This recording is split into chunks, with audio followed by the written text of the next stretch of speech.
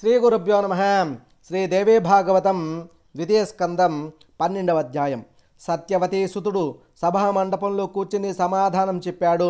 చిరంజీవి, జనమేజయ, అతి రహస్యము, అత్యద్భుతము ఒక పురాణం చెబుతున్నాను, శ్రద్ధగా ఆలకించు. శుభప్రదమైన భాగవతం ఇది. ఇందులో ఎన్నో కథలు ఉపకథలు ఉంటాయి. ఒకప్పుడు నా కుమారుడు శుకుడికి వినిపించాను, ఇప్పుడు నీకు వినిపిస్తున్నాను. ఇది పరమగుహ్యం సుమ. విన్నంత మాత్రం చేతనే చతుర్విధ పురుషార్థాలు సిద్ధిస్తాయి, ఆగమ రహస్యాలన్నీ తెలుస్తాయి. ఈ ఉపోద్ఘాతం సాగుతుండగానే జనమేజయుడు అడ్డు తగిలాడు. ఈ అస్తికుడు ఎవరు? నా సర్పయాగం ఎందుకు ఆపాడు? పాములను కాపాడవలసిన అవసరం అతనికి ఏమిటి? ఇదంతా సవిస్తరంగా చెప్పి అటుపైన పురాణం వివరించు అన్నాడు. అలాగే అన్నాడు వ్యాసుడు. అస్థిక వృత్తాంతం. జనమేజయ, జరత్కారుడు అని ఒక మునీశ్వరుడు ఉన్నాడు. శాంత స్వభావుడు, గృహస్థాశ్రమం స్వీకరించలేదు. అతడు ఒక రోజున ఒకానొక అడవిలో పెద్ద గోతిలో వేలాడుతున్న తన పూర్వీకులను చూశాడు. ఏమిటి ఈ దారుణమని ఆశ్చర్యపోయాడు. అప్పుడు ఆ పితలు అన్నారు కదా, నాయనా, నువ్వు త్వరగా వివాహం చేసుకో, అప్పటిదాకా మా పని ఇంతే, ముక్తి లేదు, స్వర్గం లేదు. జరత్కారుడు సమాధానం చెప్పాడు. మధేయరాలు నాకు అతి వివసరాలు అయాచితంగా దొరికితే తప్పకుండా వివాహం చేసుకుంటాను అని మాట ఇచ్చి తీర్థయాత్రలకు బయలుదేరాడు. ఇది ఇలా ఉండగా కశ్యప ప్రజాపతి భార్యలు కద్రు, వినతలు ఓ సాయంకాలం వేళ సముద్ర తీరంలో విహరిస్తూ అల్లంత దూరాన ఒక దివ్యాశ్వాన్ని చూశారు. దాని రంగు ఏమిటంటే ఏమిటి అనుకున్నారు. శ్వేతాశ్వమంది వినత, కృష్ణవర్ణమంది కద్రువ. వాదులాడుకున్నారు, పందెం వేసుకున్నారు, దాసీత్వం పణంగా పెట్టుకున్నారు. రేపు వచ్చి దగ్గరకు వెళ్ళి చూసి తేల్చుకుందాం అనుకున్నారు. కద్రువ తన పిల్లలకు రహస్యంగా చెప్పింది. పిల్ల పాములారా, మీరు వెళ్ళి గుర్రానికి చుట్టుకుని నల్లగా కనిపించేటట్టు చేయండి అంది. దీనికి కొన్ని పాములు అంగీకరించలేదు. జనమేజయుడు యాగంలో అగ్నికి ఆహుతి కమ్మని వారిని చెప్పించింది. తక్కిన పాములు వెళ్ళి గుర్రం తోకకు చుట్టుకుని దాన్ని మాత్రం నల్లగా కనిపించేటట్టు చేశాయి. తోడి కోడళ్ళు వెళ్ళి చూసేసరికి తోక నల్లగా కనిపించింది. కద్రువ నెగ్గింది, వినత ఓడిపోయింది. కనుక దాసీత్వం చేపట్టాలి. దిగులుగా కూర్చున్న తల్లిని చూసి గరుత్మంతుడు వచ్చాడు. కారణం అడిగి తెలుసుకున్నాడు. నాయనా, నేను కద్రువకు దాసీనయ్యాను. ఆవిడ ఏ పని చెప్తే అది చెయ్యాలి, మొయ్యమంటే మొయ్యాలి. ఇంకా ఈ బతుకు అంతేనంతే. నిజంగా మొయ్యమంటే నేనున్నానుగా, మోస్తానులే. ఎక్కడికి మొయ్యమంటే అక్కడికే మోస్తాను. నువ్వేమీ బాధపడకు, నిన్ను దాస్యం నుంచి విముక్తురాలను చేస్తాను రా అంటూ కద్రువ దగ్గరికి తీసుకువెళ్ళాడు. పినతల్లిని సోదరులతో సహా భుజాన ఎక్కించుకొని సముద్రం ఆవల తీరానికి మోసుకువెళ్ళాడు గరుత్మంతుడు. అక్కడ అడిగాడు పినతల్లిని, నా కన్నతల్లికి ఈ దాస్యం ఎలా తొలగిపోతుందో చెప్పు అని అభ్యర్థించాడు. నువ్వు కనుక దేవలోకానికి వెళ్ళి అమృతం తీసుకువచ్చి నా బిడ్డలకు ఇవ్వగలిగితే మీ అమ్మను విముక్తిని చేస్తాను అని చెప్పింది కద్రువ. గరుత్మంతుడు ఒక ఉదుటిన ఇంద్రలోకానికి ఎగిరాడు. దేవతలతో హోరాహోరి యుద్ధం చేశాడు. ఎలాగైతేనేమి అమృతమాండం చేజిక్కించుకున్నారు. సరాసరి వచ్చి కద్రువకు అందించి దర్భలు పరిచి అమృత భాండాన్ని దాని మీద ఉంచారు. స్నానాలు చేసి శుచిగా సేవిద్దామని సముద్రానికి వెళ్ళారు. ఇంతలోకి ఇంద్రుడు సుధాభాండాన్ని అపహరించుకుపోయాడు. సుస్నాతులై వచ్చిన సర్పపుత్రులు ఆశగా ఆపగా దర్భలు నాకారు.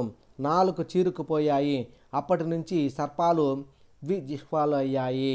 అగ్నికి ఆహుతి కమ్మని తల్లితో శాపం పొందిన సర్పకుమారులు వాసుకి ప్రముఖులు అందరూ వెళ్ళి బ్రహ్మదేవుణ్ణి శరణు వేడారు. ఆయన ఒక ఉపాయం చెప్పాడు.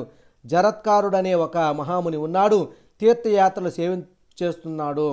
అతడికి వాసుకి సోదరి జరత్కారునిచ్చి వివాహం చేయండి. అతడు సనామధేయురాలనే వివాహం చేసుకుంటాడు. జరత్కారువులకు అస్థికుడనే కొడుకు పుడతాడు.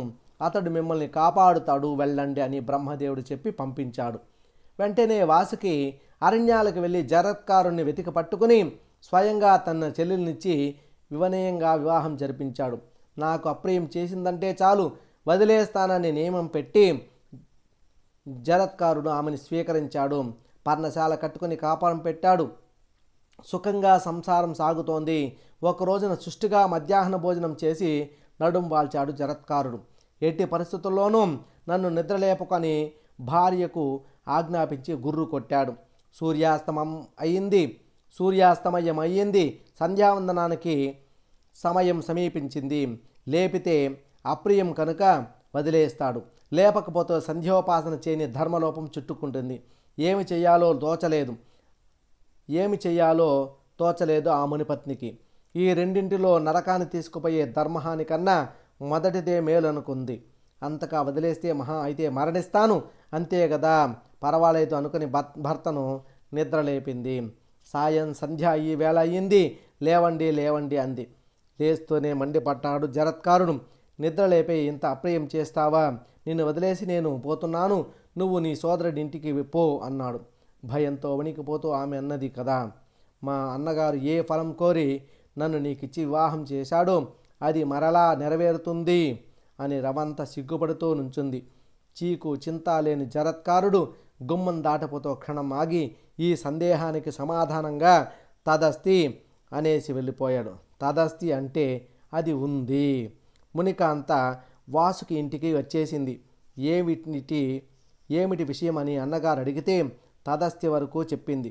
వాసుకి సంతోషించాడు. జరత్కారుడు అసత్యసంధుడు కనుక అతని మాటను విశ్వసించి సోదరిని లాలనగా చూసుకున్నాడు. తర్వాత కొంతకాలానికి సోదరి ప్రసవించింది. మగబిడ్డ పుట్టాడు. అతడే అస్థీకుడు.